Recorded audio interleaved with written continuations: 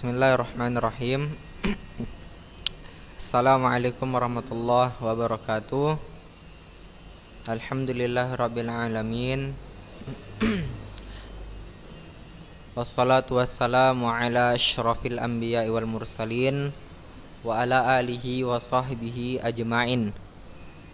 Asyhadu an la ilaha illallah wahdahu la syarikalah wa asyhadu anna Muhammadan abduhu wa rasuluh alladzi la nabiyya wa la rasula ba'dah. Amma ba'd. Qala Allah ta'ala ya ayyuhalladzina amanu taqullaha haqqa tuqatih wa la tamutunna illa wa antum muslimun. Qala Allah ta'ala ya ayyuhalladzina amanu taqullaha wa qulu qawlan sadida yuslih lakum a'malakum wa yaghfir lakum dhunubakum wa man yuti'illaha wa rasulahu faqad faza fawzan 'azima. Amma ba'du fa inna asqal hadithi kitabullah wa khairul hadi hadi Muhammadin sallallahu alaihi wasallam wa syarrul umuri muhdatsatuha fa inna kulla muhdatsatin bid'ah wa kulla bid'atin dhalalah wa kulla dhalalatin finnar. Tayyib, anak-anak Ustaz yang dirahmati Allah Subhanahu wa taala. Bagaimana kabar antum semua? Semoga Allah Subhanahu wa taala senantiasa memberikan kita nikmat kesehatan, kesempatan kita dalam menuntut ilmu, dan nikmat kelezatan iman, sehingga kita dapat merasakan indahnya nikmatnya beribadah kepada Allah Subhanahu wa taala. Kita bersyukur, mengucapkan alhamdulillah atas limpahan nikmat dan karunia yang telah Allah berikan kepada kita, dan kita terus berdoa setiap hari kepada Allah Subhanahu wa taala agar Allah selalu menuntun kita ke jalan orang-orang yang Allah ridhoi, agar Allah selalu menuntun kita dalam berbuat kebaikan, agar Allah selalu melindungi kita dalam berbuat keburukan, berbuat dosa, agar Allah dapat memberikan kita kekuatan dalam beribadah kepadanya. Salawat beserta salam kita ucapkan kepada Rasulullah sallallahu alaihi wasallam, keluarganya, para sahabatnya, dan pengikutnya yang senantiasa istiqomah di dalam menjalankan sunnah-sunnahnya sallallahu alaihi wasallam. Kita berdoa kepada Allah agar Allah memasukkan kita golongan orang-orang yang senantiasa berpegang teguh kepada sunnah Nabi sallallahu alaihi wasallam dalam kehidupan kita. Anak-anak Ustaz yang dirahmati Allah Subhanahu wa taala, bagaimana hafalan antum semua? Semoga yang sudah menghafal Ustaz doakan dapat menghafal lebih baik lagi ya. Barangkali di hari ini hanya menghafal 4 baris, hari-hari setelahnya dapat menghafal 6 baris, atau bahkan 1 halaman, atau bahkan 2 halaman ya. Yang belum menghafal jangan bersedih hati, tetaplah antum semangat dalam memperbaiki bacaan Quran antum ya. Di rumah Ustadz memiliki saran buat antum agar antum membaca Al-Quran minimal 5 halaman per hari di rumah. Itu dengan antum bagi per 1 jam waktu sholat, per 1 waktu sholat antum membaca 1 halaman ya. Jadi waktu sholat ada 5, sehabis subuh antum baca 1 halaman, sehabis sholat zuhur antum baca 1 halaman, sehabis sholat asar antum baca 1 halaman, sehabis sholat maghrib antum baca 1 halaman, dan sehabis sholat isya antum baca 1 halaman. atau metode yang lainnya yang mungkin antum lebih sukai untuk antum lakukan. Boleh antum 2-2-2-1 atau dan lainnya ya. Yang penting minimal jika antum belum bisa menghafal di halaqah Quran antum, bacalah Al-Quran sebanyak mungkin ya, sebanyak mungkin. Ustadz nggak patokkan 5, itu minimal saja ya. Tapi Ustadz inginkan antum semua di kelas 2 nanti, semuanya dari antum yang hari ini kelas 1 atau kelas 7 ya, sudah bisa membaca Al-Quran dengan baik dan benar. Seharusnya ini juga tugas Ustadz jika kita masuk di kelas ya, untuk memperbaiki bacaan antum. Tapi Ustadz tidak bisa mengkoordinir semuanya dikarenakan daring ini ya. Ustadz hanya bisa mengkoordinir halaqah tahfidz Ustadz saja ya. Dan antum memiliki guru masing-masing di halaqah tahfidz antum ya. Maka antum kejar terus guru antum. Semoga dengan itu ya antum bisa dapat membaca Al-Quran dengan baik, lebih baik setiap hari dari hari ke hari. Anak-anak Ustadz yang dirahmati Allah Subhanahu wa ta'ala, ingat ya, pahala di sisi Allah sangat besar bagi orang yang berkhidmah dengan Al-Quran dalam hidupnya. Jika kita hidup bersama Quran ya, Allah senantiasa memberikan kita kemudahan. Bagaimana tidak anak-anak Ustadz yang dirahmati Allah, kertas saja ya, kalau kita melihat kertas kosong, apalah artinya? Tidak memiliki arti apapun. Satu lembar kertas kosong tidak memiliki arti apapun. Akan tetapi jika satu lembar kertas kosong tersebut terisi ya, tertulis di dalamnya ayat-ayat Al-Quran, maka dia menjadi mulia ya, maka dia menjadi mulia. Dimuliakan kertas tersebut dengan banyak orang membacanya ya. Apalagi kita manusia, jika kita sering melantunkan ayat-ayat Allah Subhanahu wa ta'ala, menghafalnya, insyaallah Allah akan memuliakan kita. Dengan cara apa Allah memuliakan kita? Dengan cara Allah akan berikan kita kebaikan yang banyak untuk hidup kita di dunia dan di akhirat. Itulah yang harus kita kejar anak-anak Ustadz.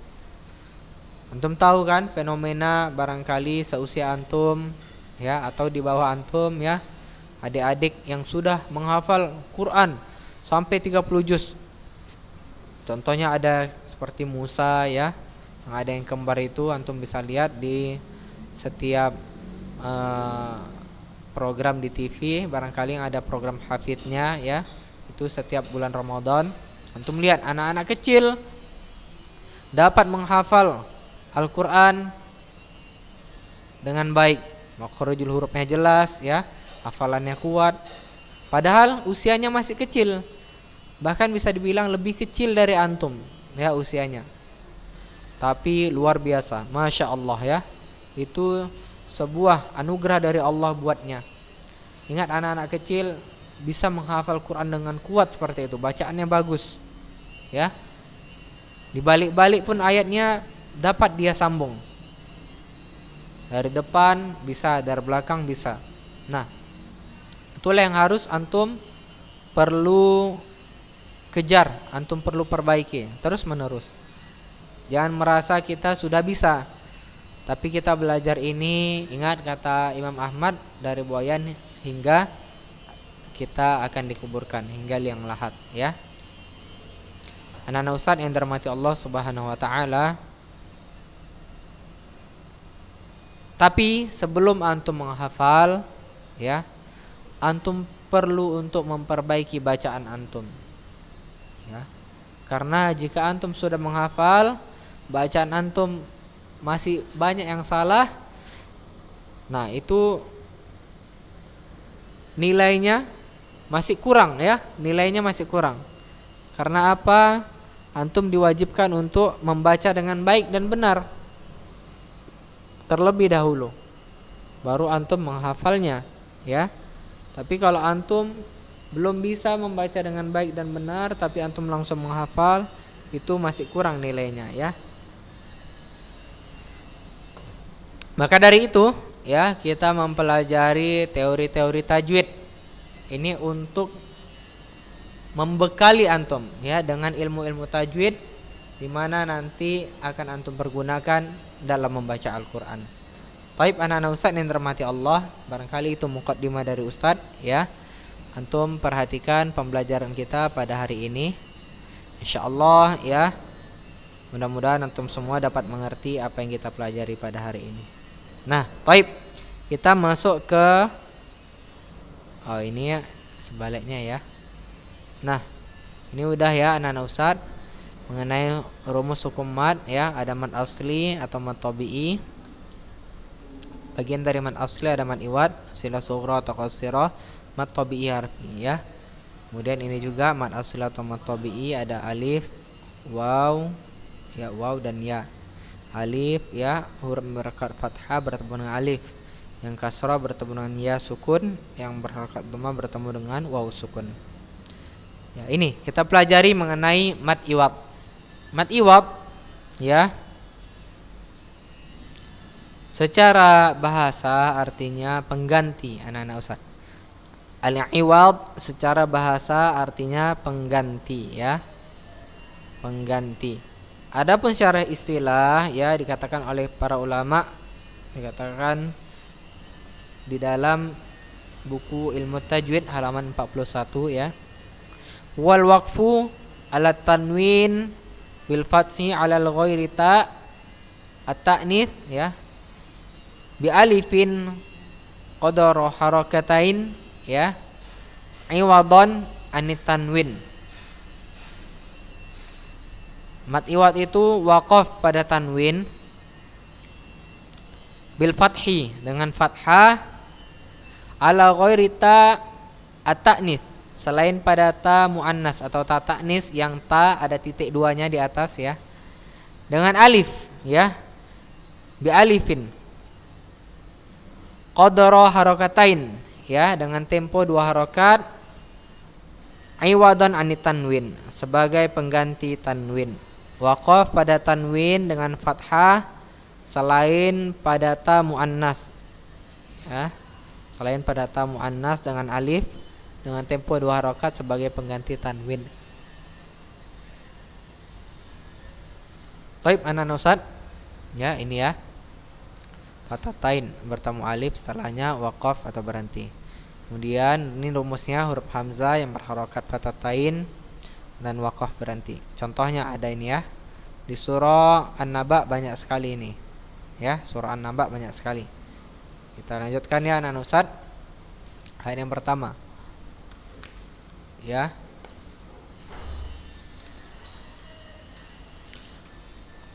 Antum perhatiin ya.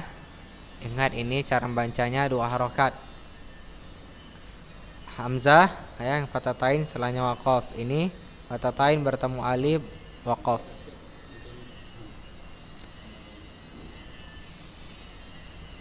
Baik, contoh yang pertama. Wal jibala autada. Ya, nah Ustaz, ini alif ini artinya dia diwasal ya, disambungkan ya, untuk membantu. Bukan wa'al ya, wal langsung ya. Wal jibala autada. Ayat selanjutnya. Fi dinillahi afwaja. Ayat yang ketiga. Wan nasyirati nashra. Jadi panjang ya anak-anak Ustaz. Mana dia? Ini ya, di belakang semua. Nashra afwaja autada. Naam, yang keempat. Wal mursalati urfa. Sekali lagi ya. Wal mursalati urfa. Ya, fa-nya panjang. Fal mulqiyati dzikra. Fal mulqiyati dzikra. Kemudian ya, yang keenam, rijalan katsiran wa nisaa. Ya, ingat panjang ya, ini dia. Di belakang-belakang ini ya. Nih, hamzah berharokat fathatain dan waqaf berhenti. Paham sampai di sini ya, anak-anak Ustaz? Catatan, pada huruf ta marbuthah yang berharokat fathah apabila berada pada akhir ayat dan waqaf, maka dibaca hal sukun tanpa dipanjangkan ya. Ini contoh ini ya. Yatlu suhufan mutahharah. Ya, ingat. Mutahharah kalau ta ta'nis atau ta marbuthah ya. Salah, ta muannas ya, ta muannas. Yang ini ta marbuthah, huruf ha ada titik 2, maka ini menjadi ha kalau dia waqaf ya. Maka di catatan ini huruf ta marbuthah atau ta muannas ya, bukan termasuk mad iwad ya. Contohnya ini tadi mutahharah, jadi ha dia ya, bukan antum baca mutahharata, salah ya. Salah kalau seperti itu. Paham ya semua anak Ustaz? Kita lanjutkan. Mad silah sughra. Nah, mad silah sughra bisa juga dinamakan dengan mad qasirah, mad silah qasirah ya. Bisa juga dinamakan dengan mad silah qasirah. Katakan para ulama dalam buku Dirasatut Ilmi Tajwid lil Mutaqaddimin halaman 128 ya. Mad silah sughra itu memiliki arti ha dhamir ghaib mufrad mudzakkar berharokat dhammah atau kasrah yang terletak di antara huruf yang berharokat dan setelahnya bukan hamzah qata ya. Ha dhamir, dhamir ini kan pengganti ya. Berharokat kasrah atau dhammah sebelum dan sesudahnya bukan sukun, setelahnya tidak bertemu hamzah. Cara membacanya dipanjangkan dua harokat ya, gampang sekali ya anak-anak Ustaz yang dirahmati Allah. Contohnya ya. Lahu ma fis samawati wa ma fil ard. Ya, paham ya anak-anak Ustaz? Lahunya panjang.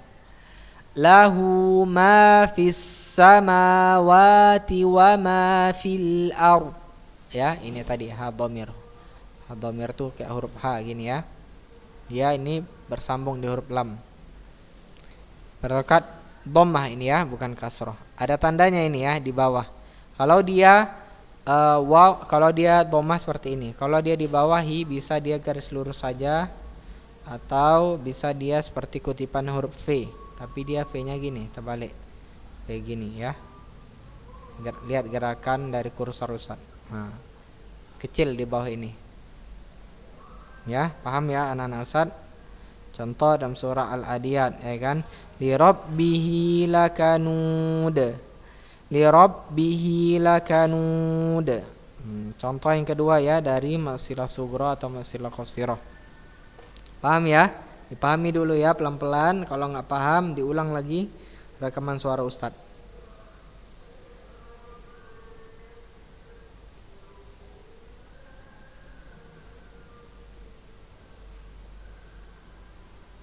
Contoh yang kedua, wala yauduhu hifdhuhuma.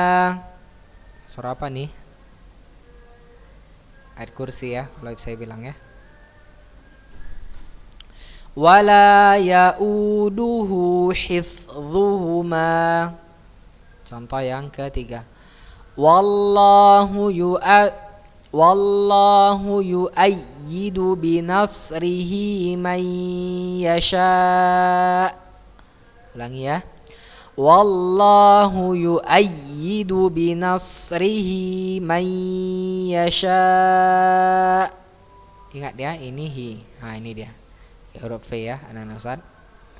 Atau dia bisa juga huruf alif ya, kayak garis tegak lurus gitu di bawah huruf H ini. Contoh yang keempat. Man dzalladzi yashfa'u 'indahu illa biiznihi ya'lamu ma baina aydihim. Ya, indahu ini panjang. Ini 4 sampai 5 harokat. Ini kebalikannya nanti kita pelajari. Ini maksilah kubro namanya, atau maksilah tawilah ya. Di mana isi ini maksilah qasirah? Naam, ini ya anak Ustaz. Ini ya maksilah qasirah. Kalau tawilah dia seperti ada benderanya kecil. Nah, ini 4 sampai 5 harokat. Gampang ya anak Ustaz. Nah, catatan khusus pada surah Az-Zumar ayat 7. Ya radhahu lakum, tidak dibaca panjang menurut riwayat Hafs ya. Jadi ini enggak dibaca panjang ya hunya. Menurut riwayat Hafs yang sering kita baca di Indonesia ini ya. Baik, kita lanjut anak Ustaz. Yang terakhir pelajaran kita terkait dengan mad tabi'i ya. Mad tabi'i. Mad tabi'i. Mad tabi'i harfi ya. Artinya mad tabi'i yang ada pada ejaan huruf dari huruf muqatta'ah atau huruf yang terputus ya. Yang sebagian surah-surah Al-Qur'an dibuka dengannya, yang ejaan terdiri dari 2 huruf. Yang huruf keduanya adalah huruf mad, ia ada 5 huruf yang terkumpul. Hayyun tahara ya, atau dibaca atau dikatakan hurufnya huruf ha ya tahara, atau ha ya tahara bisa juga. Ingat ya rumusnya, ha ya tahara. Setiap alif yang ada pada huruf ha ya tahara, mad ini berada pada huruf muqatta'ah yang terputus ya. Dia ada pada sebagian surah-surah Al-Qur'an ya. Pada awal sebagian surah dalam Al-Quran. Cara membacanya dipanjangkan 2 harokat. Ya ini contoh ya. Gampang ya anak Ustaz. Hamim, bukan hamim, salah ya. Bacanya hamim. Nah, ini ada cara membacanya. Hamim ya. Mimnya ini tidak antum leburkan ya. Bukan hamim, salah ya. Tapi hanya berdiri tegak sendiri. Hamim. Panjang ya, mimnya panjang 6 harokat ya. Kemudian huruf ya. Kaf ha ya ain sad ya. Kaf ha ya ain sad. Kemudian yasin. Yasin. Kemudian huruf to. Toha. Pendek aja ya. Toha. Nah, ini kaf ya ain sad sama ya, ainnya ain sad. Dan juga alif lam mim ra. Ra-nya aja sini ya. Di belakang. Alif lam ra. Gampang ya anak Ustaz. Potongan catatan, huruf muqatta'ah adalah potongan-potongan huruf yang ada pada awal sebagian surah dalam Al-Quran dibaca sesuai dengan huruf hijaiyah. Gampang ya anak-anak Ustaz yang dirahmati Allah Subhanahu wa taala. Harokatnya semua di atas fathah ya. Yasin, Toha ya, itu dalam Al-Quran ada harokatnya. Taib, anak-anak Ustaz yang dirahmati Allah, sampai di sini saja pelajaran yang kita pelajari pada hari ini ya. Lebih dan kurangnya Ustaz mohon maaf. Tetap semangat antum dalam mempelajari ilmu tajwid. Ingat, balasan yang terbaik jika antum melakukan usaha yang terbaik. Jadi usaha antum harus maksimal jika ingin mendapatkan balasan yang maksimal ya. Demikian kita tutup dengan hamdalah, alhamdulillah rabbil alamin, dan doa kafaratul majelis. Subhanakallahumma bihamdik, asyhadu an la ilaha illa ant, astaghfiruka wa atubu ilaik. Billahi taufik. Assalamualaikum warahmatullahi wabarakatuh.